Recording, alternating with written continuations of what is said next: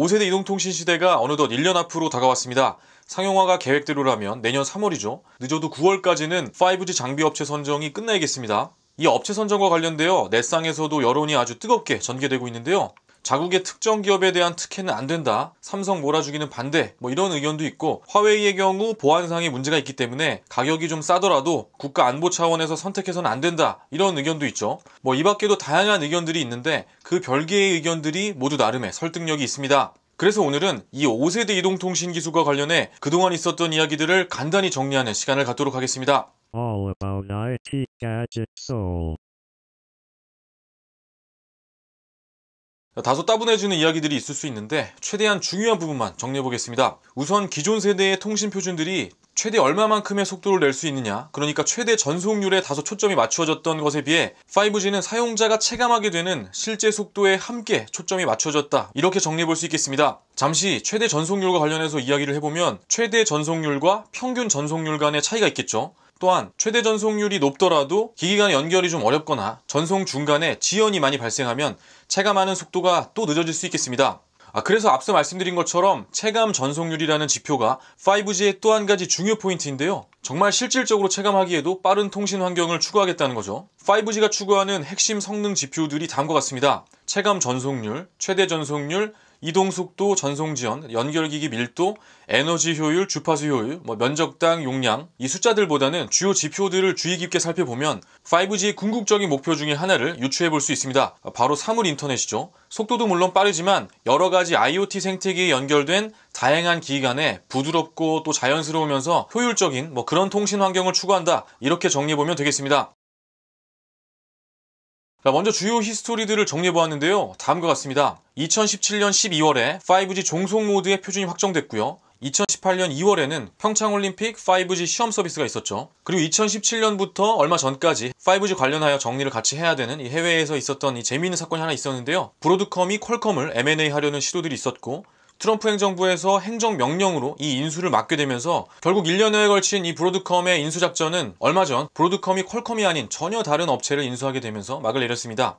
자, 이 사건을 두 가지로 해석이 가능한데요. 먼저 이 브로드컴이 화웨이와 협력관계를 맺고 있기 때문에 M&A가 진행되게 되면 미국 국가안보에 위협이 될 수 있다는 의견, 그리고 또 한 가지 의견은 M&A 후에 브로드컴이 퀄컴의 5G R&D 관련 비용 지출을 줄일 경우 5G 상용화 경쟁에서 미국 업체가 화웨이 등을 비롯한 이 다른 업체에 뒤질 거라는 그런 우려 때문에 트럼프 행정부에서 이를 막았다는 거죠. 자, 어찌되었든 이 사건을 통해 미국 행정부가 중국을 바라보는 시각, 그리고 5G의 중요성에 대해 엿볼 수 있는 그런 사건이 되겠고요. 그리고 18년도 6월에 5G 단독 모드 표준이 확정이 됐고, 같은 달에 5G 주파수 경매가 있었죠. 지난 에피소드에서 다뤘었는데 이 주파수 경매 관련해서는 다시 한번 간단하게 정리를 해보겠습니다. 28기가 대역은 3사가 모두 800MHz 폭씩 나누어 가졌고, 전국망 완성과 관련해서 가장 중요한 이 3.5기가 대역은 SK와 KT가 100MHz씩, LG가 80MHz로 LG가 다소 적게 가져갔습니다.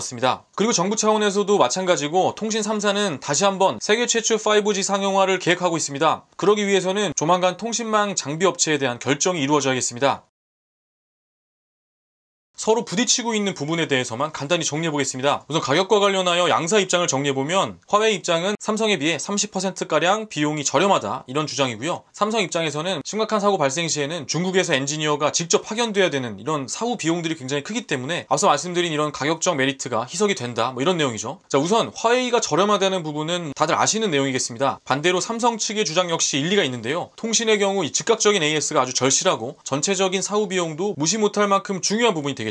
또 한 가지 중요한 것이 이 기존 장비와의 연동성인데요. 자, 이 부분 관련해서 살펴보면 국내 장비 시장 점유율이 삼성이 40%대이고 화웨이는 10%대에 불과합니다. 중요한 것은 이 다음 부분인데요. 바로 이 10%대의 화웨이 점유율에 LG U+의 목이 매우 크다는 사실입니다. 이와 같은 점 때문에 특히 LG는 타사와 비교해 화웨이 장비를 사용할 때 따른 이점이 분명히 있습니다.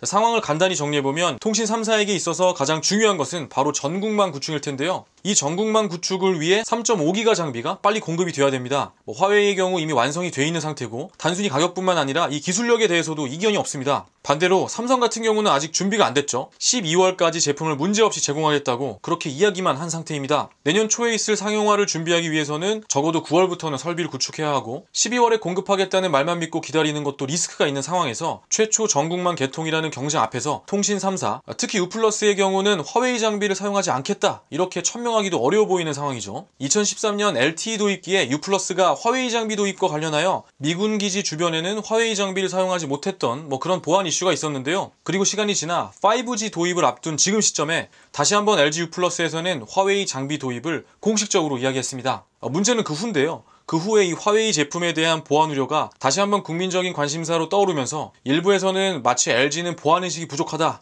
이런 식으로 이번 문제를 이해하고 LG를 맹목적으로 비난하는 부분이 있는데 실제 그 속내를 들여다보면 여러가지 복합적인 문제들로 야기된 사실은 통신 3사가 함께 안고 있는 공통의 고민거리가 되겠습니다.